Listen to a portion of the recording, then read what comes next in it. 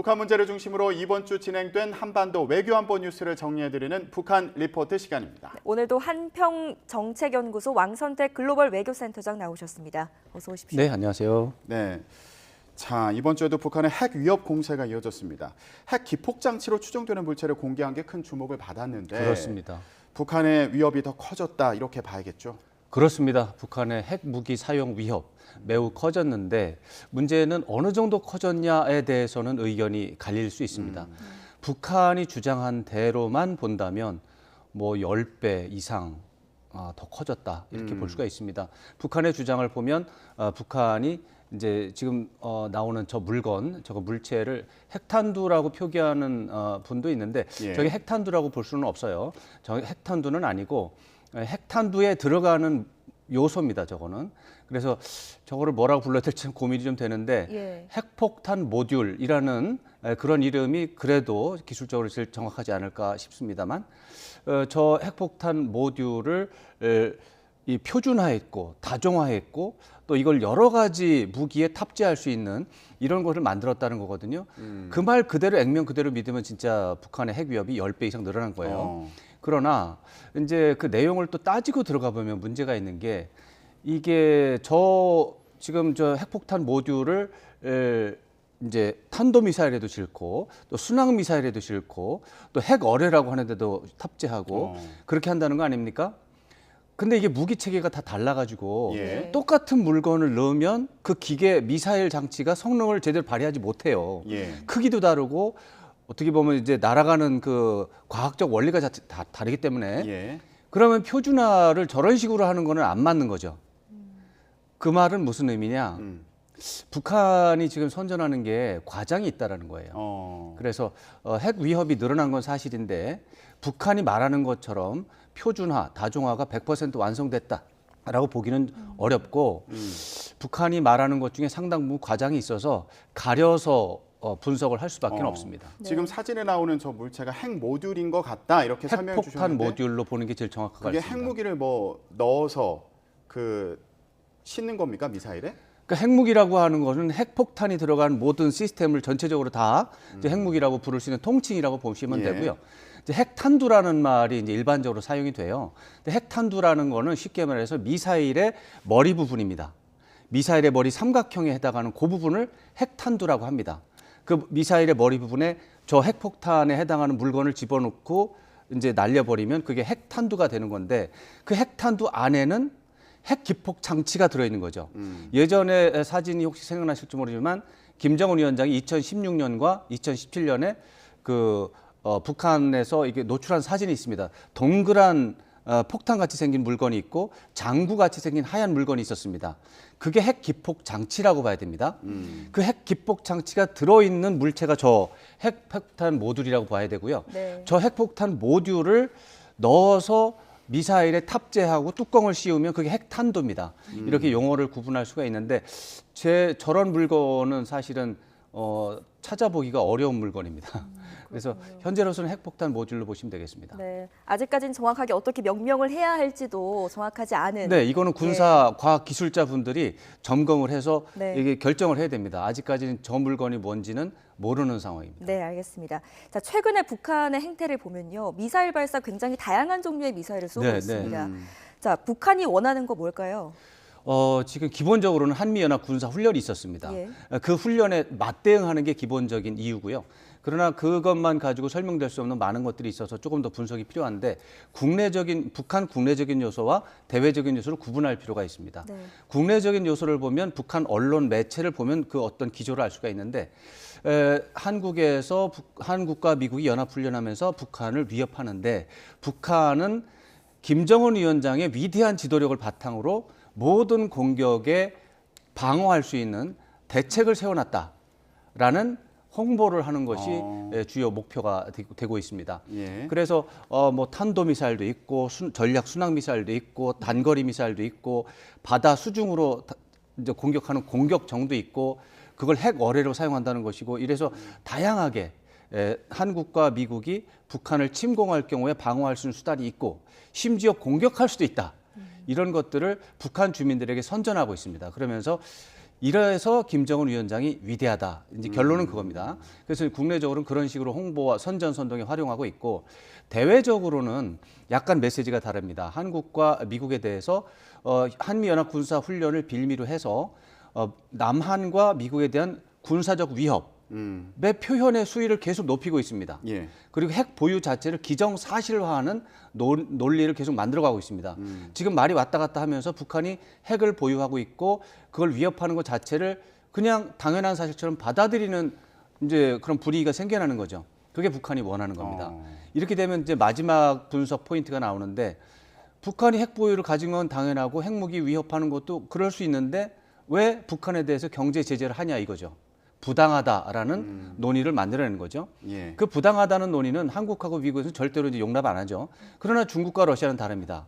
중국과 러시아가 볼 때 그래 맞아 한국과 미국이 연합군사훈련해서 북한을 위협했지.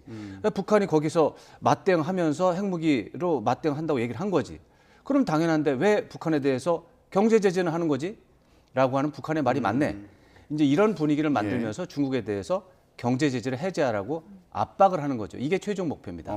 그러면은 이런 북한의 위협이 4월에도 계속 이어질 수 있을까요? 그럼요. 이어지죠. 한미연합 군사훈련은 원래 정식 훈련 기간은 23일에 종료가 됐습니다. 3월 23일 종료가 됐는데 후속 훈련이 계속 있어요. 4월까지 이어집니다. 네. 그렇기 때문에 거기에 대응을 해야 되고 문제는 북한 내부에 또 국내 정치 일정이 많습니다. 예. 북한에서 1년 중에 가장 큰 그 국내 정치 일정이 4월 15일 김일성 주석 생일입니다. 네. 북한 말로는 태양절이라고 하죠.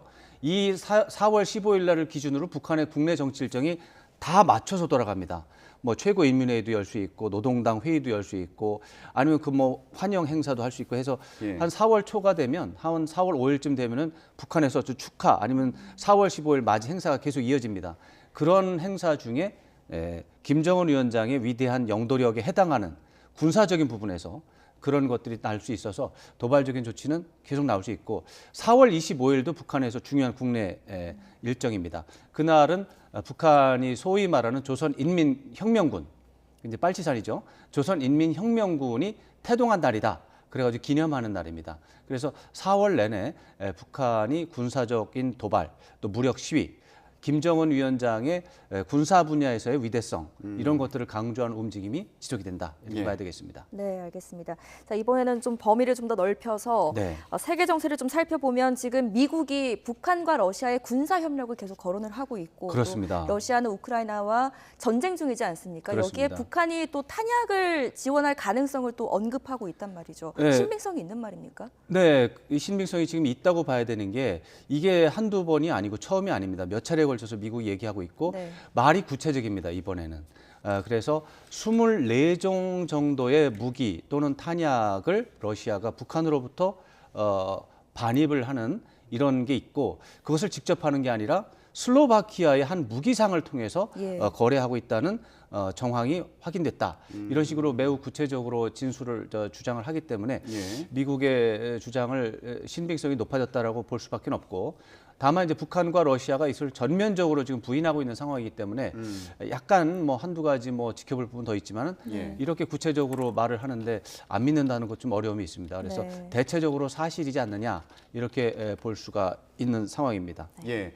중국에서는 시진핑 중국 국가주석이 러시아와 우크라이나 전쟁 중재에 나섰습니까? 지금 어떤 상황인가요? 그게 2월 달부터 그런 말이 있었죠. 지난 2월 24일이 러시아 우크라이나 전쟁 발발 1주년이었지 않습니까? 그때의 그 직전에 22일 날 왕이 중국 정치 국원이 이제 러시아 모스크바를 방문한 거예요. 네. 방문해서 푸틴 대통령을 만나서 중재하는 문제, 전쟁에서 휴전 협정을 이끌어내기 위한 중재에 대해서 언급을 한 바가 있어요.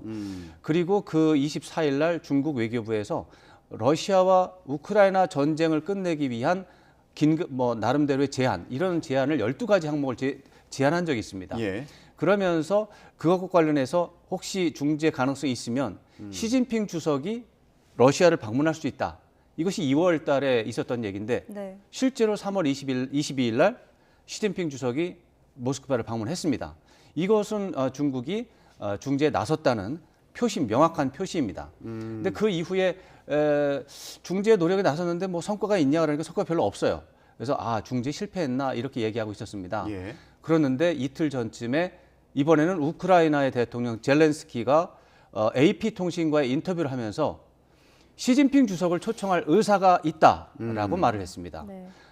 우크라이나는 시진핑 주석을 초청해서 대화할 준비가 돼 있다 이렇게 얘기했습니다. 이것은 중재에 관해서 대화할 용의가 있다는 뜻이고 젤렌스키 대통령은 중재안이 나오면 거기에 참여할 의사가 있다는 것을 보여준 것입니다. 다시 말해서 중국의 중재 노력이 상당한 성과를 거둔 것으로 보이는데 예. 이제 지금 말은 우크라이나 대통령이 시진핑을 초청할 이제 의사가 있다고 얘기했지 중국이 그 초청에 대해서 이제 가겠다라고 얘기하는 건 아직 아닙니다. 예. 그거 지켜봐야 되고 이제 그런 문제가 있는데 이제 다만 중국이 사우디아라비아와 이란 간의 중재를 성사시킨 바가 있습니다.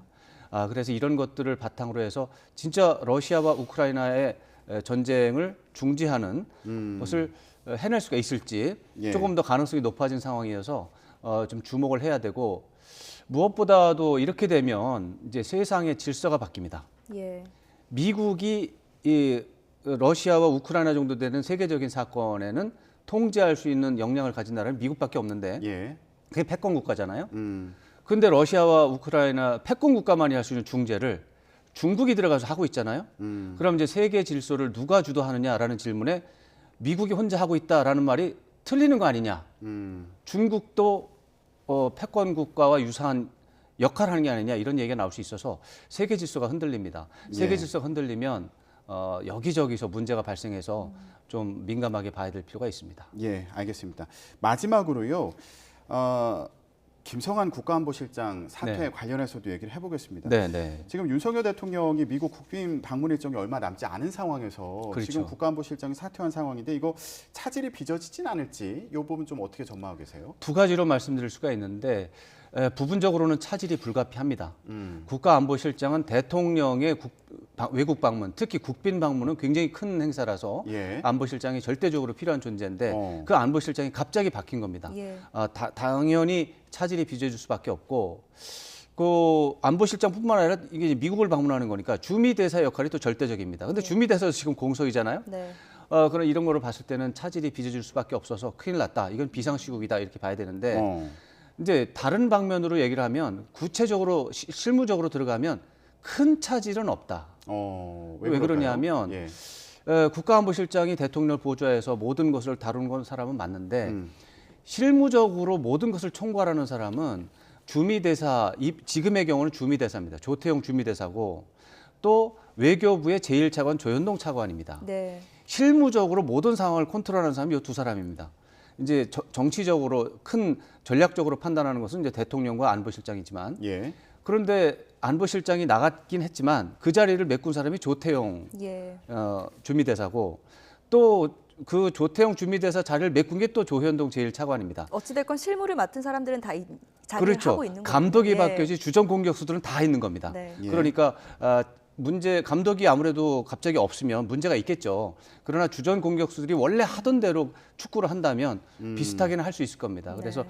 부분적으로는 차질이 불가피하고 이건 비상시국이 맞습니다. 그러나 큰 틀에서 큰 문제는 없을 것이다라고 조심스럽게 예측할 수가 있습니다. 예, 알겠습니다. 한 주간의 한반도 외교안보 뉴스를 같이 정리해봤습니다. 한평정책연구소의 왕선택 글로벌 외교센터장이었습니다. 말씀 고맙습니다. 네, 잘 고맙습니다. 들었습니다.